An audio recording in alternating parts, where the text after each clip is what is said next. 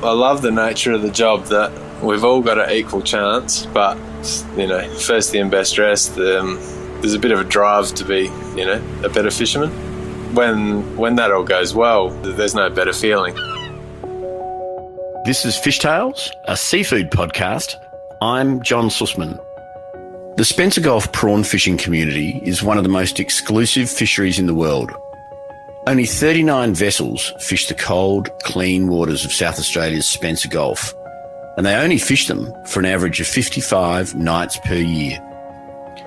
Not only is the fishery only open for a limited number of nights, but it's also highly restricted as to where the vessels can fish.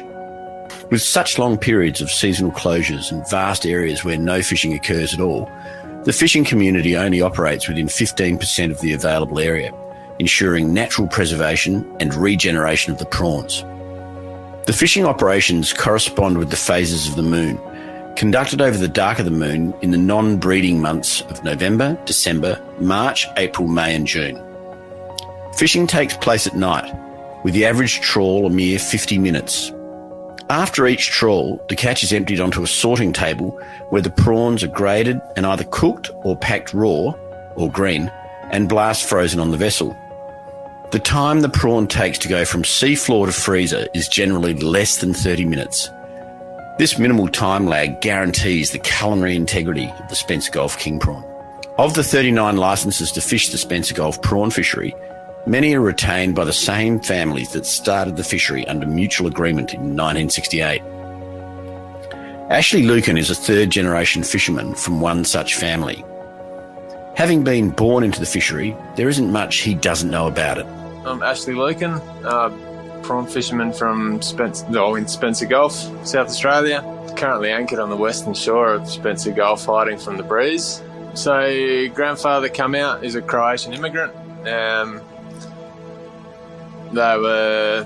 He and his brothers and his mates were all pioneers of the tuna fishery, in that from the beginning. I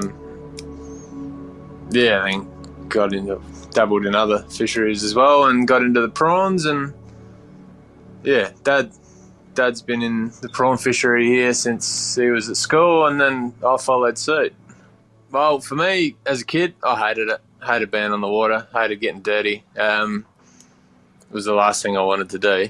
And then went out, I think I was 14, and went out on my first prawn trip, and violently seasick the whole time. And then we had a sardine boat as well, so sort of from then I was, working, doing a couple trips a year on the prawn boat, and then whenever they were short-staffed on the sardine boat, I'd get picked up from school and chucked on the boat for the night and go to work and back to school again the next day. So that was sort of my introduction into it. Yeah, well, I was always told you're not getting on the boat until you've got a trade or a qualification, or go to uni. I think I was doing my year 12 exams, and one of the guys quit off the boat. So I think I finished my exams on the Thursday, jumped on the boat on the Monday to fill in, and that was meant to be temporary, and I'm still here. Sitting at the bottom of the Eyre Peninsula in South Australia is Boston Bay, the largest natural harbour in Australia. Port Lincoln is home to the largest commercial fishing fleet in the Southern Hemisphere, and as part is home to the Spencer Gulf King Prawn fleet. The prawn industry and its associated businesses are one of the powerhouses of the local economy. Spencer Gulf Prawn Fishery, we've got 39 licences, so 39 vessels out here. I think we average about 1,800 tonne a year.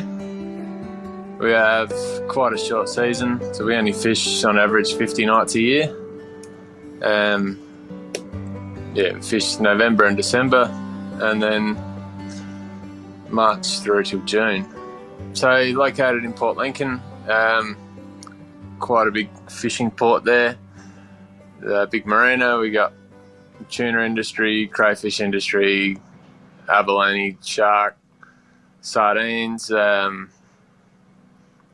mussel industry, aquaculture.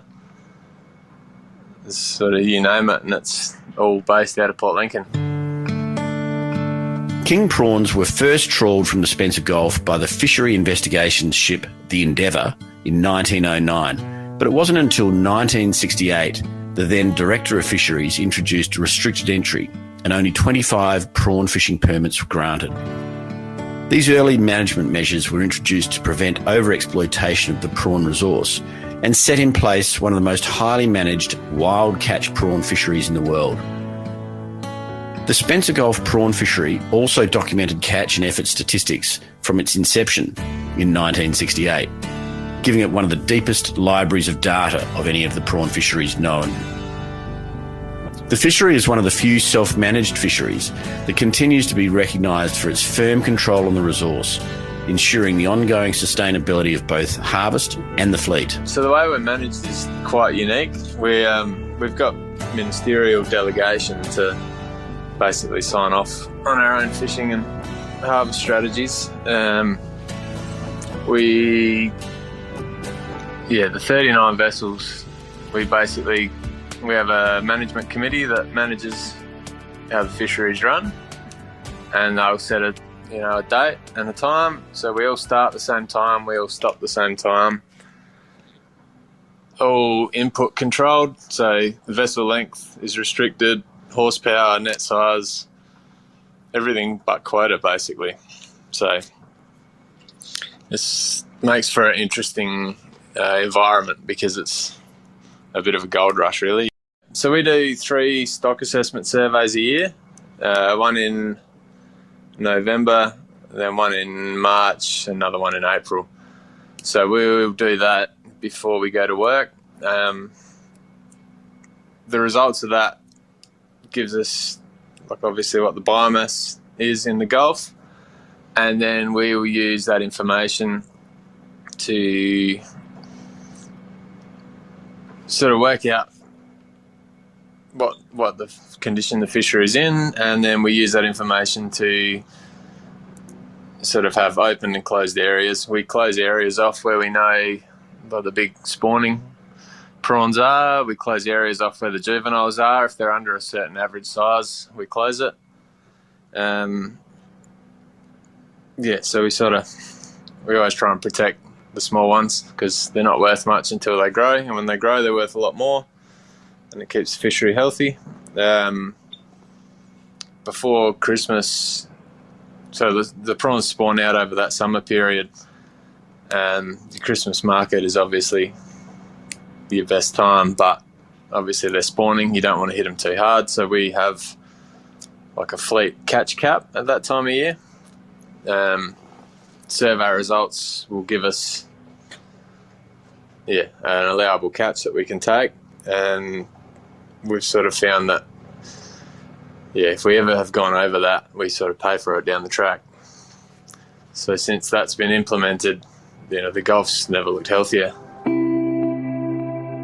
The Spencer Gulf prawn fishery is a world leader in the way the prawn catch is handled, including short trawl shots to reduce damage to the prawns, the use of hoppers for efficient sorting of the catch and rapid return of the bycatch to improve survivability and sustainability, graders to sort the prawns into marketable size categories, and snap freezing facilities that enable full processing on board. Anywhere between a week to 2 weeks. Not very long, just long enough to get in the rhythm.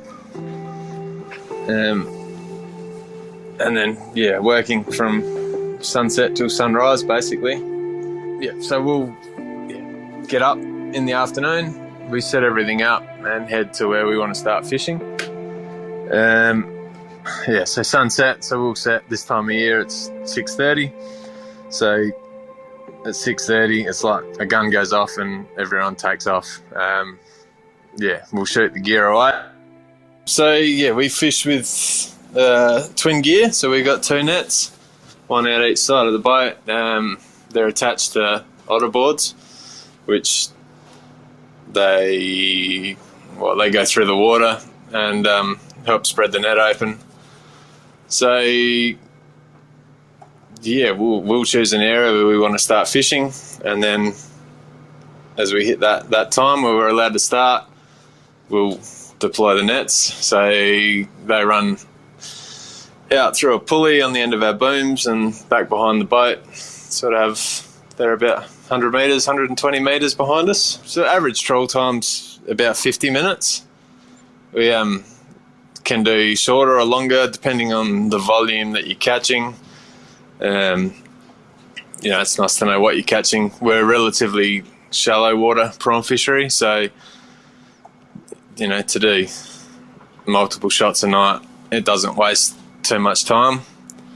And then also with the shorter trawl times that we do, your product's getting landed on board a lot fresher, and you try and maintain that quality.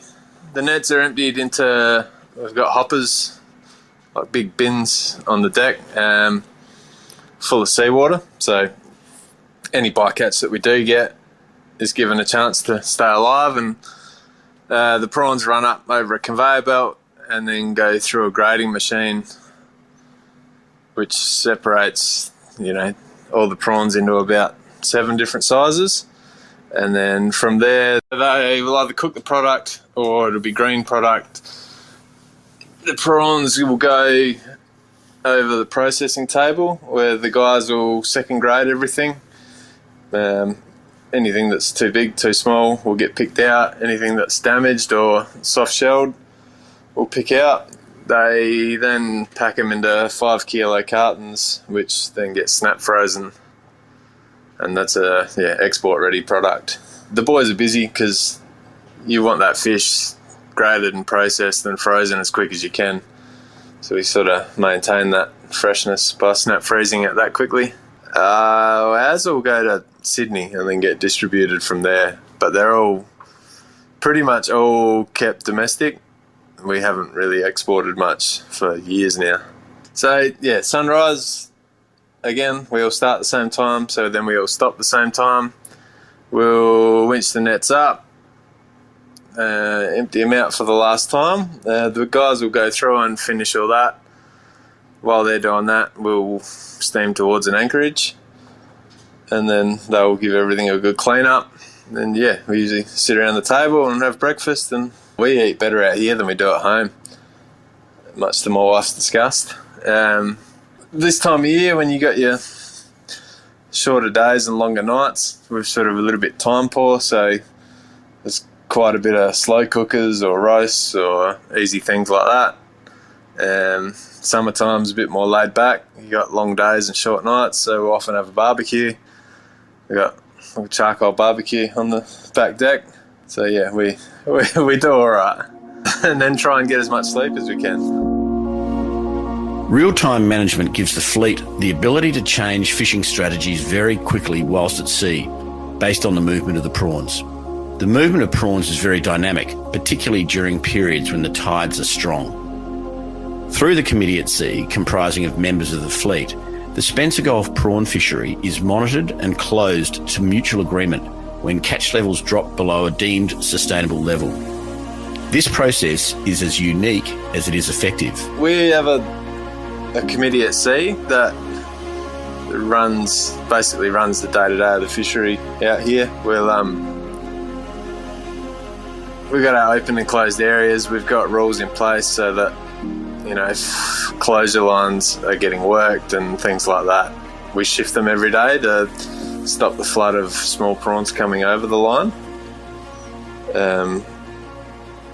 So we sort of use real-time management to protect small prawns and to monitor and maintain the fishery. So we have trigger limits in place. When we know we're starting to get close to those trigger limits, we've got a committee at sea. They'll meet in the morning and we'll sort of assess whether we think average catches are going to be above or below that trigger limit. And if we think we're getting close or we are below it, we'll make the decision to close the fishery that morning. So everything's done in real-time management, which is, I think, quite unique. So we'll head home. We all end up back in the marina in Port Lincoln. It's a pretty hectic, we're all trying to unload. There's sort of 2 unloading crews that do the majority of the fleet. So unloading can be anywhere from a day and a half to 3 days, 4 days we can be waiting to unload. So in that time, we'll just clean the boat top to bottom. The nets come off, go to the shed, give them a thorough check and tune up, and any maintenance that needs to be done on the boat. Because we have such a short season, we can't afford any downtime, so we sort of over-maintain everything. We'd spend as many days cleaning and fixing things on the boat as what we do actually working with them. With only 50 to 55 nights to maximise the harvest, every vessel in the fleet must be in perfect working order so as to not miss any opportunities to fish. It could be said that the Spencer Gulf Prawn fleet is one of the most highly maintained and prepared fishing fleets in the world. The skippers and crew are also some of the most prepared and motivated. There's a lot, like myself, with skipper and engineer, so we've basically got enough with the boat to keep us busy in those breaks. A lot of guys will have second jobs, so when I was on deck for Dad, I used to go oyster farming at Coffin Bay. It was a perfect match, basically, with the way our seasons worked. And then my guys, one's a marine scale fisherman, another one's a builder, so they got enough work in between trips to keep themselves busy and just keep a bit of a wage rolling in. Some guys will use them and go tuna towing or try and do other things with them, because it is a lot of vessel to have sitting there for 6 months of the year doing nothing. But yeah, we will use those big breaks to do any major maintenance work, any overhauls or anything like that. Sitting idle for that long isn't good for them, so we generally will try and come down once a month and just run everything, keep everything moving. The Spencer Gulf King Prawn fishery sailed into the history books with a series of firsts in sustainability in November 2011. The fishery became the first prawn fishery in the Asia Pacific and the first king prawn fishery in the world to gain the prestigious Marine Stewardship Council MSC certification for sustainability. It is from this platform that the Spencer Gulf fishery continues to be recognised as one of the most sustainable wild catch prawn fisheries on the planet. Yes, like gold standard for sustainable fishery management, and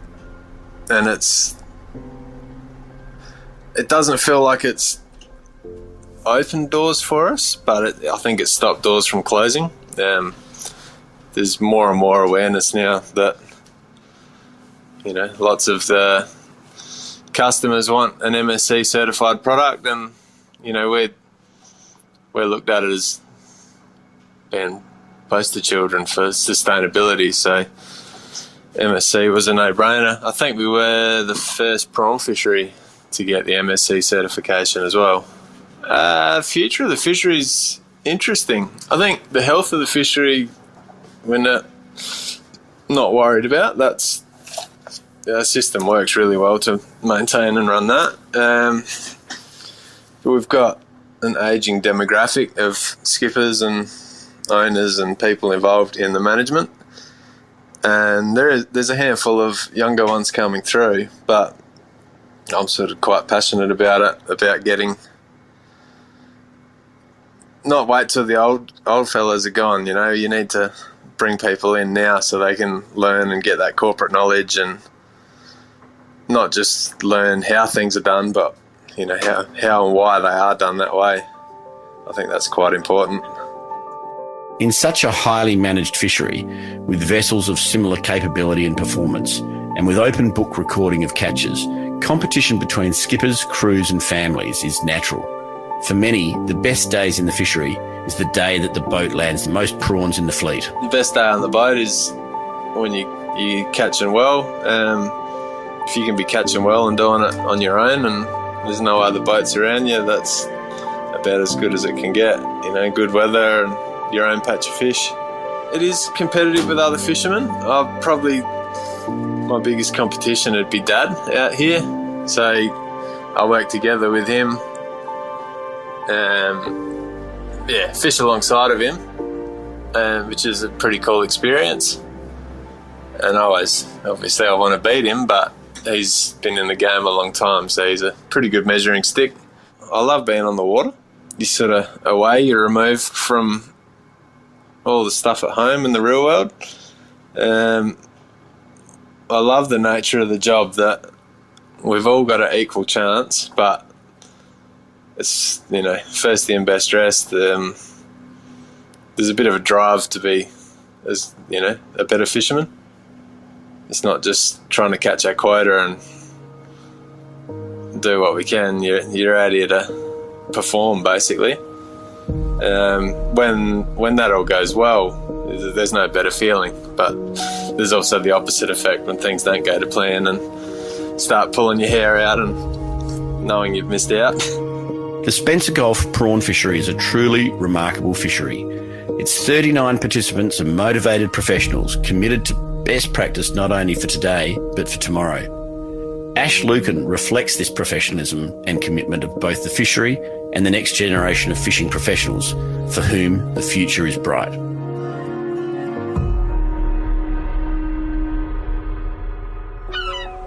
This is Fishtales, a seafood podcast.